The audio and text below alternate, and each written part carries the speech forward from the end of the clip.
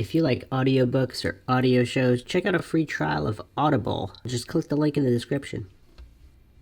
Welcome to Mindshock True Crime. This is your host, Bruce McGuire, and you are listening to the Jonbenet Ramsey series. This is part 18, Unreleased Clues.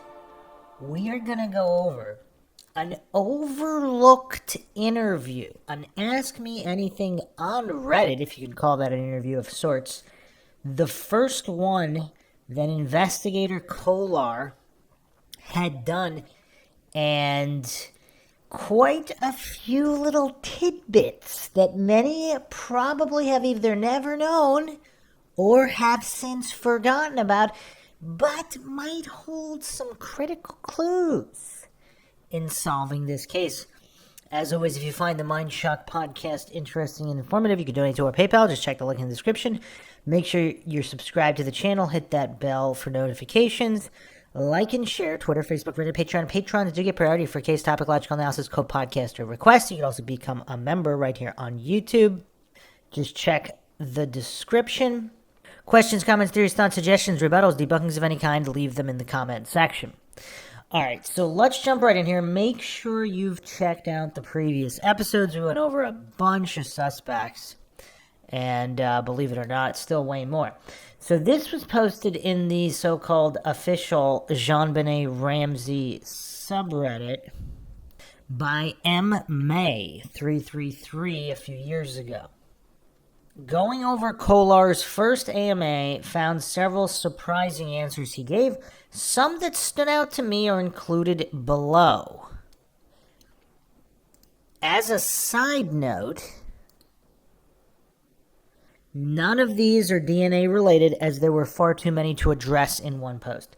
Question: was it the conclusion of law enforcement that since there were no fingerprints on the ransom note, that a stager or stagers or the killer himself may have been wearing gloves when writing the note? In your book, you referenced that lab technicians thought that the brown fibers found at the crime scene of the wine cellar may have been work gloves. It seems like a latex gloves offer a tighter fit and would be easier to use than work gloves when writing the ransom note with a Sharpie. Did law enforcement ever find any evidence of latex gloves used that night? Answer: I don't believe there was any evidence developed regarding the use of latex gloves. Now, this is a curious answer here. No evidence was developed. Now, here's a note. Boulder Police Report number 1-1924. A neighbor who lived a few homes away from the Ramseys found a latex glove in her trash can in the alley. She didn't know how it had gotten there. Latex gloves are used by law enforcement officials to avoid contaminating evidence with their fingerprints. The glove, if part of the case, could have been used by an intruder, or it could have been discarded there by a BPD officer. Also, notation here, Boulder Police Department Report number 2-37. That is curious, and there were no fluids, so the latex gloves is item number 59. And yes, no fluids as noted. So make of that what you will. Is it common for law enforcement? I guess if they're sweeping the neighborhood, they wouldn't take the latex gloves off. Do they randomly discard them in neighbors' trash cans? Again, I don't know the protocol for all of this involving police officers scavenging the area with latex gloves. But that's a curiosity nonetheless.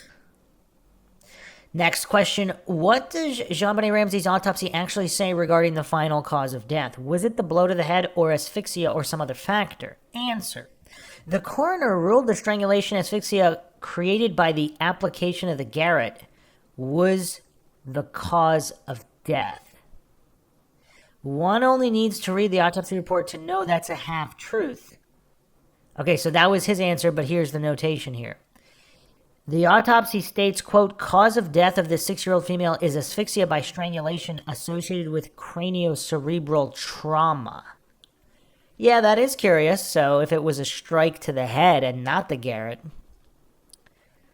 Yeah, that's weird. And also, what's up with the blind faith in the one corner? Because again, obviously, there have been various opinions regarding the autopsy and other so-called professionals. So I don't know.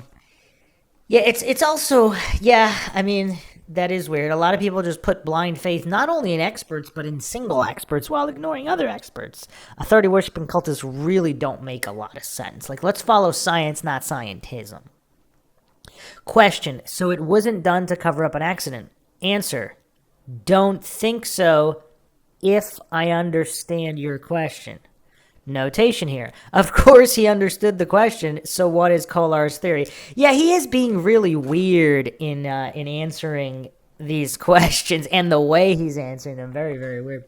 Question: other than the fact that Patsy could not be excluded from handwriting of the note, does any physical evidence point to Patsy Ramsey that is not explainable by the fact that she was Jonbenet's mother and therefore had close contact with her in the 24 hours before death? Answer: I think the answer to this relates to the fibers found on the sticky side of the duct tape used to cover Jonbenet Ramsey's mouth.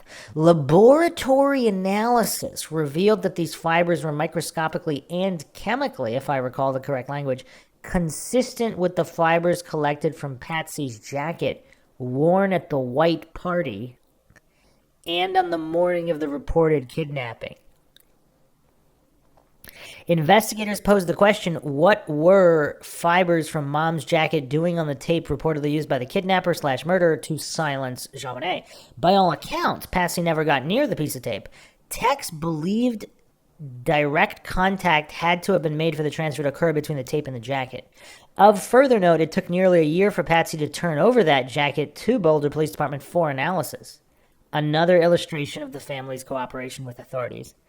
Yeah, this is so okay. None of this makes any sense because if they couldn't get a warrant for that, I mean, none of this really makes any sense. Also, if she wore the jackets at the white party, was the tape placed on Jonbenet's mouth at the white party?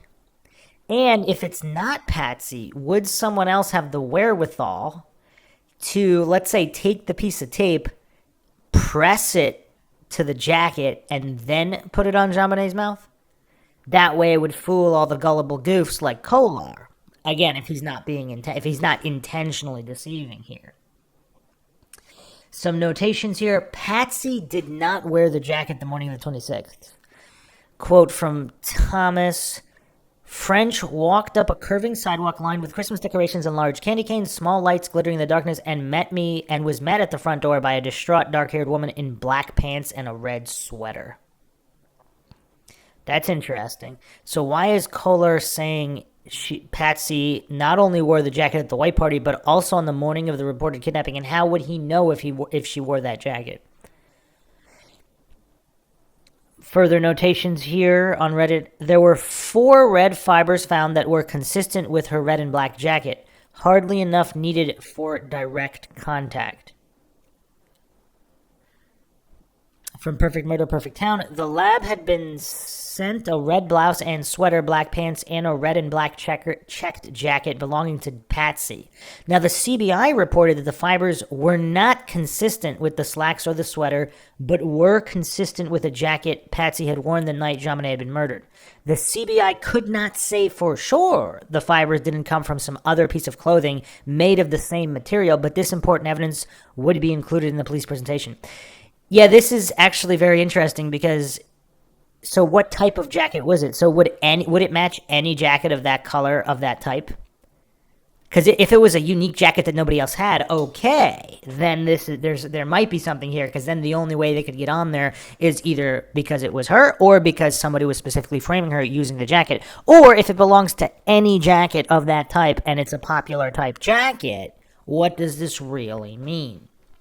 Further notations here from the Bonita papers. Cellmark Laboratories, who conducted the testing on the tape, found red, blue, pink, purple, and brown cloth fibers and animal fur, probably beaver.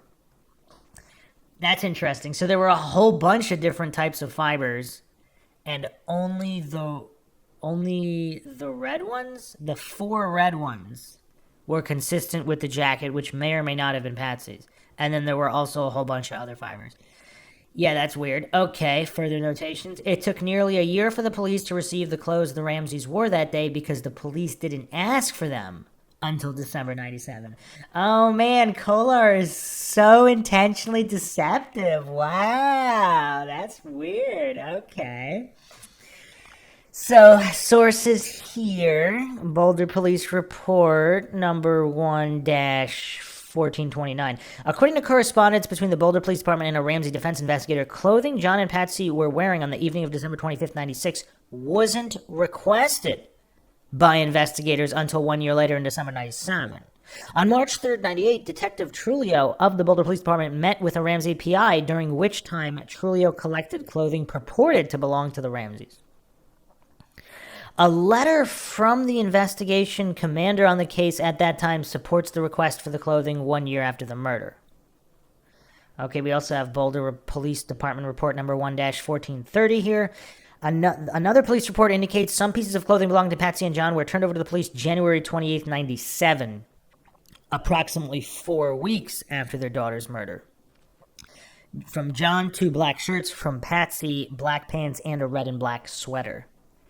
There is no indication if one or both of these reports may be correct if there's a mistake related to the date discrepancy. Well, I guess they could both be correct because that doesn't pertain to the jacket.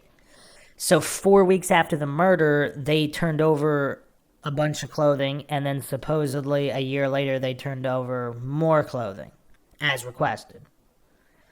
Interesting. From Perfect Murder, Perfect Town, more than a year after Jonbenet Ramsey was murdered, her parents have turned over to Boulder police the clothing they were wearing the night before their 6-year-old daughter was found in their home. 2 months after police finally made the request, they received 2 shirts, a pair of pants, and a sweater this week from John and Patsy Ramsey, according to sources. Authorities sought the clothing to compare the fibers found in the case, sources said. Yeah, that's weird. So either one report is wrong or they're both correct, and they were just different pieces of clothing handed over at different times. So it says here, Perfect Murder, Perfect Town. So not police reports is stating that they took 2 months. So there was a request, and then it took 2 months. So were they not living in Boulder? If they were out of town, I mean, that could make sense, because then it has to go through a bunch of channels. I don't know. But in any case, wow, Kolar framed that so intentionally deceptively. Wow. I mean, this is really quite the expose into Kolar.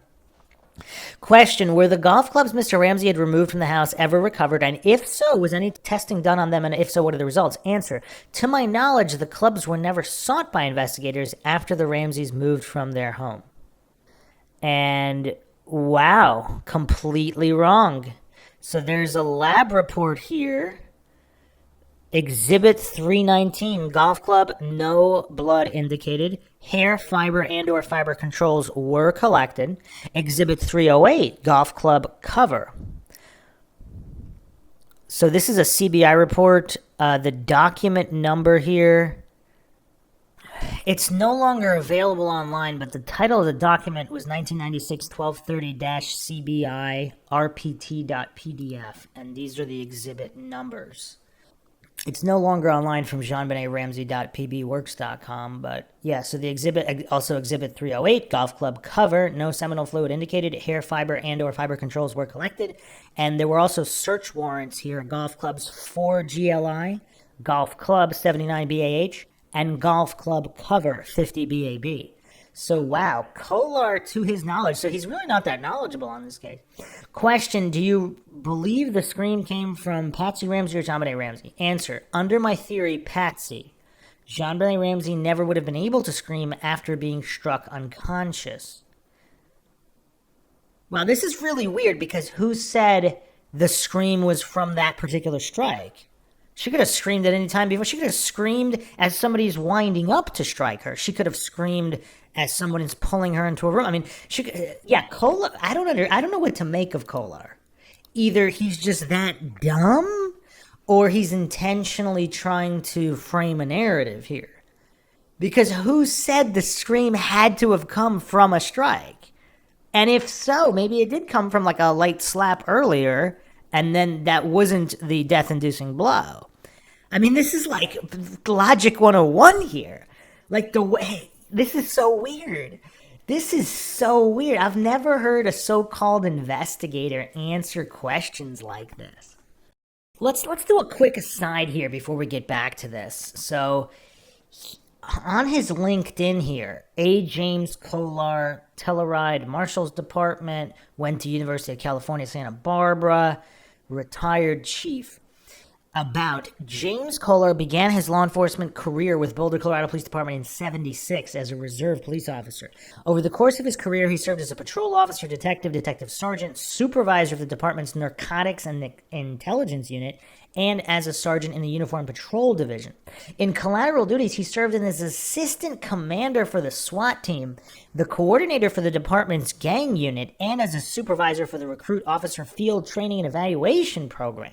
He instructed nationally on the topic of the San Jose-based FTEP program for Kaminsky and Associates for over a decade. Kolar left the Boulder Police Department in '93 to take the chief's position in the mountain resort community of Telluride, Colorado. For nearly 11 years, and in response to community growth, he managed the operations of the department, building and expanding upon the components of administration, patrol investigations, and code enforcement. After retiring after approximately 28 years of law enforcement service, he accepted an investigator's position with the 20th Judicial District Attorney's Office in Boulder, Colorado in June 2004. As chief investigator for the DA's office, he assumed the lead role for the Jonbenet Ramsey cold case homicide investigation. The town of Telluride subsequently recruited Kolar back to the chief's position in March 2006. Since that time, he served 6 years on the executive board of the Colorado Association of Chiefs of Police as a representative for the southwest region of the state and is currently serving a 2-year term as the chair of Colorado's CCIC Board of Executive Directors. He serves as a vice chair for the San Miguel County Emergency Telephone Service Authority and is a member of Colorado's Western Slope Joint Terrorism Task Force. Okay, so this guy's seemingly quite accomplished with so many decades of experience. Not only that, but he's the chief investigator, the lead role in the Jonbenet Ramsey investigation, and he doesn't know about the golf clubs? And he can't answer basic logic 101 questions? He's hallucinating that any scream from Jonbenet Ramsey could have only been made from a strike. Not a second before. I mean, this level of goofery, would we expect that from a man as accomplished as Kolar? Or is this definitive, intentional steering? Now let's look at Boulder Police Reports 1-1390, 1-174, and 1-175. A Ramsey neighbor, quote, stated that she heard one loud, inaudible scream that was the loudest, most terrifying scream she had ever heard. It was obviously from a child. Let me go over that again. Directly from the Boulder Police Report, which no doubt Kolar would have read and known about as the lead chief investigator. It was obviously from a child. And lasted from 3 to 5 seconds, at which time it stopped abruptly. So 3 to 5 seconds is definitely long enough to determine possible. I mean, if it was clear enough to whoever's listening, whether it was a child or an older woman or a middle-aged woman. So if it was only like one super brief scream, I mean, yeah, it could be kind of hard to tell, kind of hard to remember. But if it's a sustained 3 to 5 second blood-curdling scream that would haunt your nightmares forever, especially if you know what happened after, I mean, would someone forget such a scream and be that level of mistaken? According to Kolar, yes. According to the Boulder Police Report, the department report, and the neighbor stating it was obviously from a child, no. She thought the parents surely would hear that scream. The scream came from across the street south of the Ramsey residence. And it happened between midnight and 2 a.m. Wait, the scream came from across the street? South of the Ramsey residence. Is that a typo? Was that heard from across the street or came from across the street? This is weird. Huh. And supposedly there's a bigger window here. I had thought that it was kind of nailed to around midnight, maybe 12:30ish. It's stating here between midnight and 2 a.m., so that's a bigger range. And it also states came from across the street south of the Ramsey residence. Huh. That's pretty weird. That's pretty weird, unless that's a typo. But what's not, I mean, it states here it was obviously from a child. I don't know how that could be mistaken by anybody other than Kolar, I guess. Next question here. I've heard that your book focuses heavily on Burke as a suspect. Do you have any statistics on the incidence of sibling murder in the U.S.? How common is it for a 9-year-old to sexually abuse and murder his sister? Answer. I have not checked the statistics collected on child offenders since Foreign Faction was published, so thanks for your question. I will gather those updated stats for the upcoming second edition ebook release. In short, yes, there are many documented instances in which 9 and 10-year-olds have committed acts of sexual assault and murder. Notation here, really, question mark, where, question mark, does he include those stats in the second edition ebook release? Serious question. Here's what's weird. So this chief investigator with decades of experience, he didn't even pull the stats that would support his main theory. I mean, what level of goofery is this?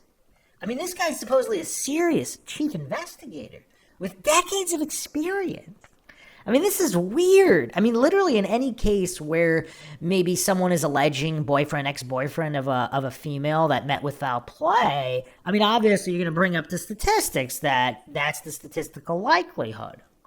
And depending on the year, you know, statistics could vary, but it's the overwhelming majority of females met with foul play are met with foul play at the hands of either a boyfriend, ex-boyfriend, husband, ex-husband, someone they know, not a stranger. And obviously you'd include those stats, yet this guy, I mean, this is really weird. I mean, this is really kind of exposing Kolar here. Question. I read that the Ramseys had given out no fewer than 15 house keys to random people. Nannies, gardeners, housekeepers, etc. Any insight on whether that's true? Thanks in advance. Answer. I did not waste my time researching the Ramseys' changing story about keys being passed out to the kingdom. They originally told investigators that John Andrew and their housekeeper had keys, and then the number increased exponentially. Kolar apparently didn't waste his time on researching who had keys to the Ramsey home, but still, so that was his answer. Notation. Kolar apparently didn't waste his time on researching who had keys to the Ramsey home, but still made the following statement in his $25 paperback. Quote, no keys had been lost or stolen, and the only other people who had keys to the residence were Patsy's mother, John's oldest son, John Andrew, and the housekeeper, Linda Hoffman Pugh. End quote. However, Perfect Murder, Perfect Town states the following individuals had keys.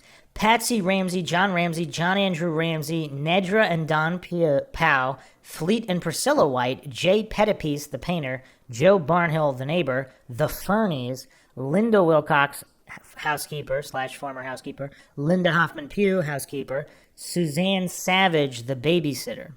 I mean, this is straight from the Boulder Police Department reports, 1-6505, 1-1264. John and Patsy Ramsey had given several keys to subcontractors. Friends and neighbors, Boulder Police Report 1-1104, most of which were not returned. This comes information also from Woodward. Several police department reports indicate that investigators talked with more than 35 people outside the family about whether they had keys to the home. Boulder Police Reports 5-3920, 5-3921. Patsy Ramsey, while preparing for the tour of homes, openly told a variety of people where a key was hidden outside the home under a statue. The key was not found during a check for it after Jonbenet's murder. I mean, so this is critical information that Kolar, quote, didn't waste time on? I mean, the spare key or whatever that Patsy apparently told a ton of people wasn't even found. And this goof didn't even waste time. I mean, this critical aspect of the case. And how does he not know what's even stated in the Boulder Police Department reports? I mean, this is insane. This is the chief investigator. Like, what is going on with Kolar? I mean, does anybody have respect left for this guy? I mean, this is so weird. And it was the way that he stated that, too. He didn't waste his time researching. I mean, what kind of an honest, competent investigator doesn't pursue that angle? If anything else, just to rule it out. So, again, the spare key was never found. And apparently, I don't know if this is true, but we went over this in previous podcast episodes. Did they not change the house keys when they moved in? Because I read that as well. I don't have the source in front of me right now, but we went over that in the early episodes. So if that's the case, I mean, there's really an unlimited amount of people that could have had the key, and Kolar doesn't consider that. He doesn't consider that pertinent. He doesn't consider that worthy of any investigation time. That's weird. Okay, also Carnes, in Carnes' book here, 86, at least 7 windows and 1 door were found open on the morning of December 2696. Okay, next question. Where in Jonbenet's room were the feces-smeared pajama bottoms thought to belong to Burke found? If they were in plain sight, is there a crime scene photograph of them? Were they collected? Was the feces-smeared candy box collected? If not, do you know why not? Answer. It is my recollection that the PJ bottoms were on the floor, but I didn't see that they or the box of candy were collected. It was an odd observation noted by investigators, but I don't think they grasped the significance of those items at the time. Interviews were still being conducted with family employees and friends during and well after the completion of the execution of the warrants. Notes.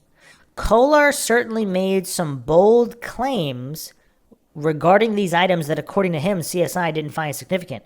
How on earth would a box covered in feces not be significant?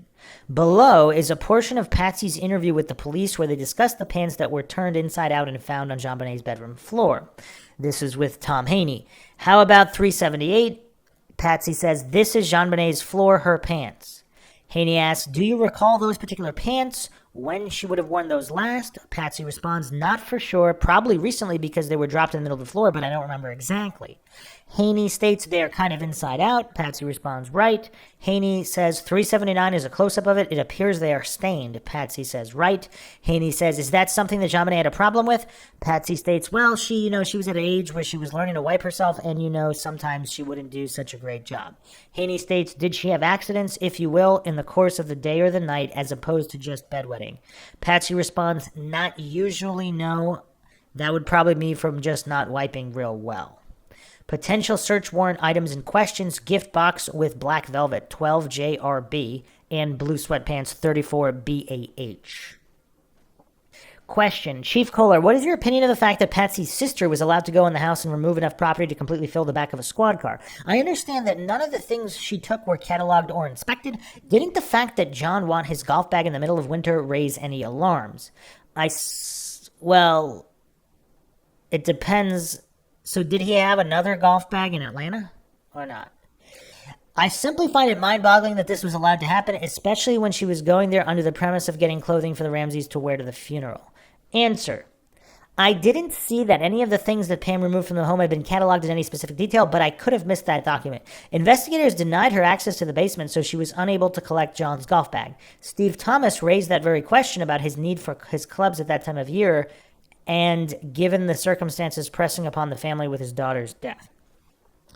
Well, see, again, that depends on a few different things. Again, I'm not defending John Ramsey in any way, but so let's take him out of the equation before all the goofs get triggered. Now, in a case where there's some kind of family tragedy, if an individual finds golf some kind of solace or relaxing activity, that would be the time they turn to it in times of grief to relax them or calm them. I mean, everybody has these types of activities. Again, I am not saying that John Ramsey is this type of person or that golf was this an activity that he would use in this way. I'm just, again, presenting some food for thought where it wouldn't necessarily be strange. Now, if he also has another golf club set in Atlanta that he would use in Atlanta, then it is strange, because why would he need that one in Boulder? If that's his Boulder set and it's winter, obviously that's weird. But if he only has one set and he takes it back and forth, I mean, again, I don't know. Some rich people have a lucky set that they always play with. Not that they can't afford another one, they simply prefer their one set. So yeah, without knowing whether or not he had another set in Atlanta, where of course you could probably play throughout the winter, depending on the day. But so another interesting note here from investigative journalist Paula Woodward. So, quote here, That same Saturday, Patsy's sister Pam went to the Ramsey home to collect clothing and personal items for the family. Pam said the officer on duty at the front door told her she could go in and get what she wanted. She insisted he accompany her and make a list of what she took. The WHYD Investigative Archive, however, states from a police report that the officer only allowed Pam to stand in the doorway of each room and tell the officer what she wanted to bring back. The officer would then take the item and catalog it before giving it to Pam. Okay, so we have basically three different stories here. We have the general story that's, again, I don't see any sources for it, where she basically went in and took whatever she wanted. Now, in her account, she stated that she insisted that the officer make a list of what she took. Okay, interesting. And then we have a third account, supposedly from Boulder police reports, which may have been made just to cover up incompetency. I mean, we don't know, unless, of course, the report is true. In which case, Pam wasn't even allowed to actually take anything herself. She just pointed out and the officer took it. So we have three completely different accounts of what transpired in how she got these items from the home. Make of that what you will. Actually, there might be even more accounts. Let's go to the Jonbenet Ramsey subreddit. There's a thread here from Standard Neutral. Pam Powell given police vest during raid on Ramsey house. No matter how much I research this case, I always find new information. Allegedly, when Pam Powell, Patsy's sister, came to take items out of the house, she was given a police vest so she could work undisturbed and not catch the attention of the media. I'm looking for more info and sources on this, but as I understand it, she made off with a ton of stuff from the house, including Jonbenet's pageant outfits, bed linens, and other household items. Why was she allowed access to the house in this way? She removed items from the scene of a homicide that could have solved the case, or is it not that big of a deal? Question mark. Of all the mishandling of the crime scene, this is almost never discussed. So, some discussion here from Michael. The fact that they didn't have two officers watch her as she took the items needed for the funeral and kept track of everything she took baffles me. No streetlights responded, they did. Where did you hear that Pam just went rogue, grabbing up stuff randomly and walking out? Steve's book, Steve Thomas wasn't there. Michaela responded, that's how I remembered it. Slightly exaggerated on my part. And yes, Steve Thomas may not have been there, but here is his description of the list that was taken of items taken from the home, page 52. Everett kept only a general inventory of what was removed, and even that abbreviated listing was astonishing. Stuffed animals, tiaras, 3 dresses for Jonbenet, pageant photo portfolios, toys and clothes for Burke, John Ramsey's daytime. What is a daytime? I don't know what that is. The desk, or is that a magazine? The desk Bible and clothing. For Patsy, there were black pants, dress suits, boots, and the contents of the curio cabinet. Bills, credit cards, and a black cashmere trench coat. Jewelry that included her grandmother's ring and an emerald necklace. Bathrobes, a cell phone. How many cell phones did they have? Did John or Patsy have personal phones, and then did John also have an Access Graphics cell phone? Or possibly additional phones? Personal papers, bank records, Christmas stockings, her Nordstrom's credit card, and even their passports. The patrol car was loaded with zipped bags, boxes, sacks, and luggage. The true contents unknown. And here's the other thing, too. Why are there even so many different versions of this? Does anybody find that problematic? Just the fact that there's so many different stories and versions and nothing is nailed down or corroborated? I mean, even law enforcement sources seem to be contradictory on a lot of this stuff, or none of these details can be exactly nailed down. Kenny's Jasmine responded with even more stories here. It's crazy that they would even allow her inside. I read several times that she even had the police car stop through a fast food drive-in to get her some lunch. This is a rumor. From Steve Thomas, Inside the Ramsey Investigation, page 51, quote, Patrol Officer Angie Chromiak told me later that when she showed up to pull a security shift at Tin Cup Circle, she was ordered by police headquarters to ferry Pam Powell over to 15th Street to collect some clothing that John, Patsy, and Burke Ramsey could wear to the funeral. Even that decision, as kind as it may have been to grieving parents, was questionable, for nothing should be removed from an active crime scene. Page 52, quote, she spent an hour on our first trip to the crime scene and emerged with a big cardboard box filled to the brim, which she plopped, that's an interesting choice of word, plopped, into the trunk, not put, but plopped, into the trunk of the police car. For the next several hours, Pam made about half a dozen trips through the house, often spending an hour or more inside, and hauled out suitcases, boxes, bags, and loose items until the back seat of the police car was stuffed like a steamer trunk. Pam's last trip, so there's several trips in and out of the house. Pam's last trip was into the bedroom of Jonbenet, and she pumped herself up again, quote, I can do this, I can do this, I can do this, end quote. She came back carrying an armload of stuffed animals and other items from the first room in the house to have been sealed off by police. Everett kept only a general inventory. Okay, I already read that part. Okay, wow.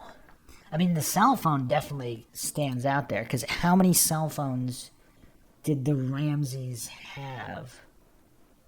Gretchen posted that the Ramseys had multiple cell phones. Huh.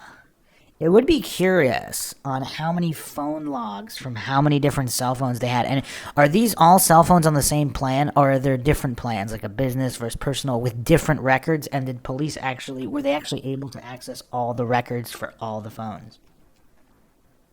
Other people, even users' profiles since deleted, stated that she disposed of the weapon. I would postulate, did she do that unknowingly? Huh. So yeah, we have quite a few. I mean, there's one more thing here. Pam Powell was on the Larry King live show, October 19th, 98. Some reference here, she stated, quote, but I know that on the 28th, when I had to enter the home to get some personal belongings, some clothing, and obviously some things appropriate for Jonbenet's burial, I knew then that the police had made up their mind that Patsy and John had done this hideous thing. Larry King stated, you must have been totally shocked then. Pam said, well, of course I was. Larry, did you speak to any police officer? Did you say to anyone, you people are nuts? Pam responded, of course I did. Larry asked, and what did they say? Pam stated, not much. They just kept asking me a bunch of questions while I was in the home.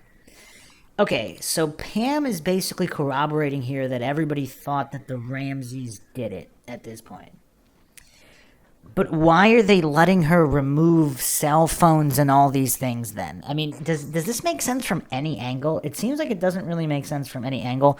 And why are there so many different stories of whether she was escorted, whether she wasn't, how many trips in and out, what she took, how she took it, and even whether or not she had a police vest?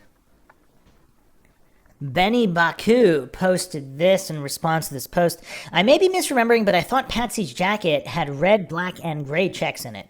I will have to go back in the interviews and read a description of the jacket. Still, the fact that the Ramseys kept the clothes they wore that night is amazing, especially if they were involved in a murder. Here's the other thing, too. Is it possible Patsy had more than one jacket that had similar fabric and colors? Like when someone likes a particular brand of jacket, they might have different ones, right? Like people with certain shoes, they have different, they might even have more than one of the same exact type. I mean, I've even known non-rich people who liked a particular piece of clothing or jacket or shoes where they had two of the same exact model. Or they just like a particular brand and they have a few not exact items but similar items. They could certainly afford it, right? So is it possible there were two different jackets with similar fibers. I mean, they didn't take an interview of every single jacket Patsy Ramsey had, right? They were only interested in the one she wore the night before and the mornings, possibly, if she wore one that morning. Would they have actually gone through her entire wardrobe? I mean, how many jackets did a woman like that have? A former beauty queen married to this rich guy working for a company who just crossed $1 billion. So, yeah, I mean, nobody's really bringing that up. I think that's very relevant here. But continuing Benny Baku's post here, and that's also another good point from him. Like, why would they keep the clothes, right? I suspect their lawyers told them to hang on to them because the BPD would want them eventually once they got their shitola together. The problem with fiber evidence, unless the garment is so rare, so unique, especially in this case, consistent as well, almost redundant. Patsy changed her out of the pants to the long johns. She tucked her into bed. If she was wearing the jacket when she did so, they were left on Jonbenet or the blanket. The fibers could have transferred from Jonbenet onto the blanket. Fleet dropped the tape onto the blanket, and there you go.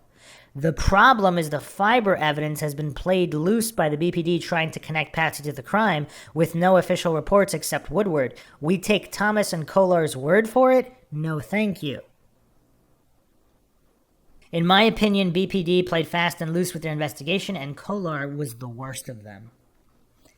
I mean, that would explain a lot of things. Yeah, I mean, regardless of what the real truth is. Again, this is Mindshock. I'm not claiming anybody's innocent. I'm not claiming anybody's guilty. I'm not claiming anything is true or untrue.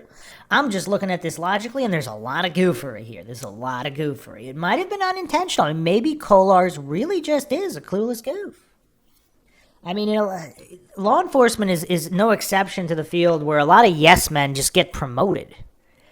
Because, you know, they play well with others or the people that matter up top, and they get promoted, not in relation to their competency. You see this in every single field.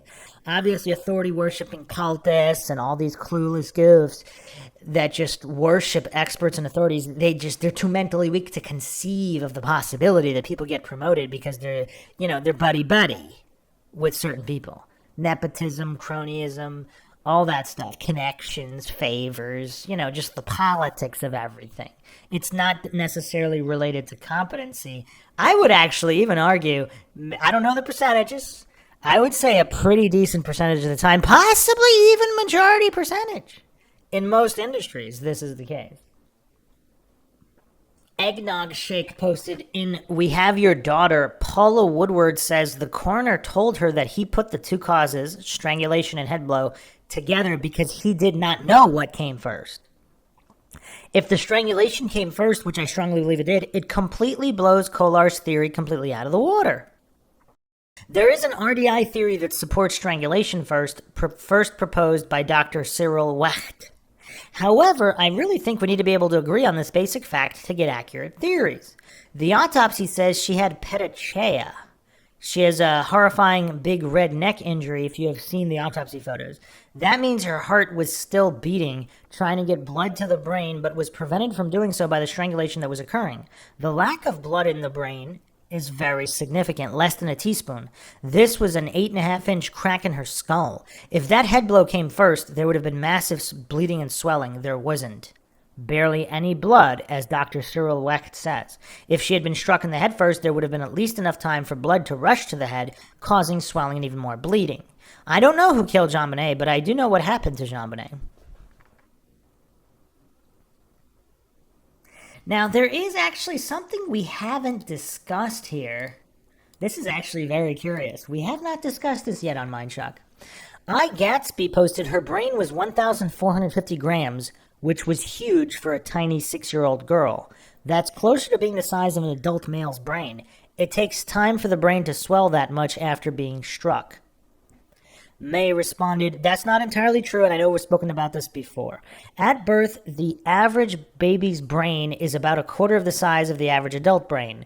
Incredibly, it doubles in size in its first year. It keeps growing by about 80% of adult size by age 3, and 90% nearly fully grown by age 5.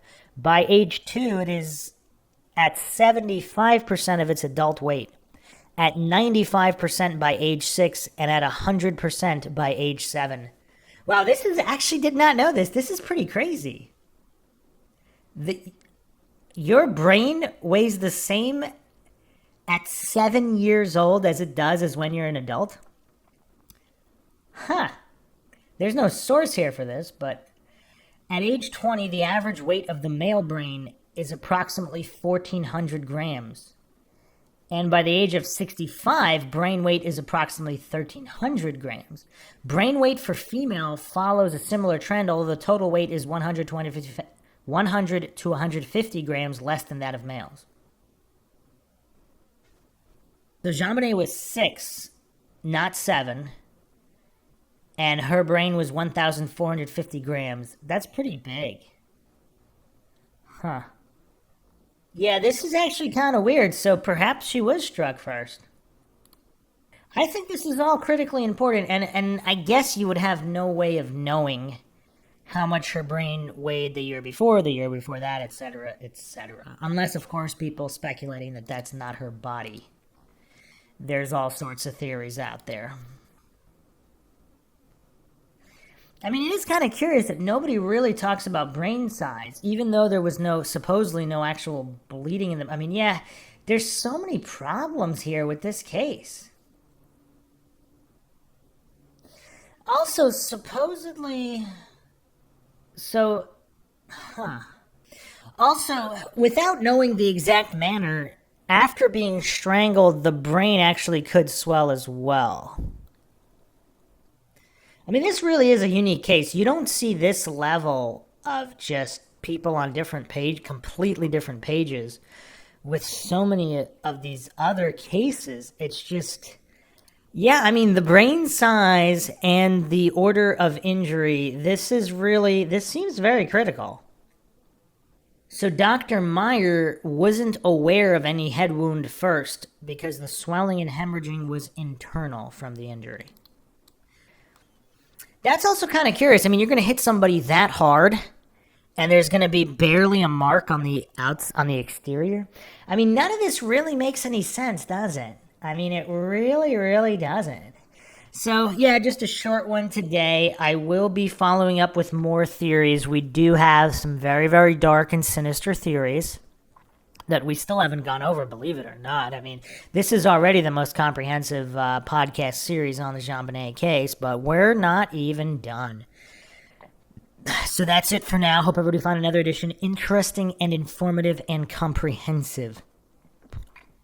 As usual, in typical Mindshock fashion, attempting not to fall for any silly logical fallacies. You can donate to our PayPal, help support the channel, help us get more mind-shocking podcasts out there, and keep up awareness in unsolved and cold cases, wrongful convictions, missing person cases, and more.